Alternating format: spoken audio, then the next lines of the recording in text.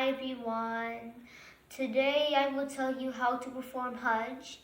Hajj is a Muslim pilgrimage that takes place in Makkah, Saudi Arabia. Saudi Arabia, I should wear something that most Saudi Arabians wear.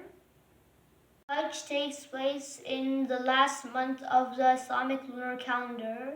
Those who can perform Hajj are most likely to perform Hajj once in a lifetime. It is the fifth pillar of Islam. Anybody that is Muslim around the world, regardless of their color, culture, etc., they have to go to Hajj.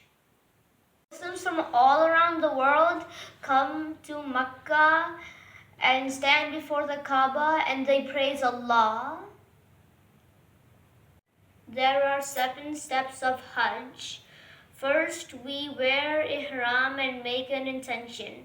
Then we walk around the Kaaba 7 times. Then we travel to Mina. Then we travel to Mount Arafah. We offer prayers in Muzdalifah. Perform Rami. Then we perform Rami. We collect stones and we throw them at Jamarat. Then we sacrifice an animal. This is called Nahr. We trim or shave our hair. Then we celebrate Eid al-Adha.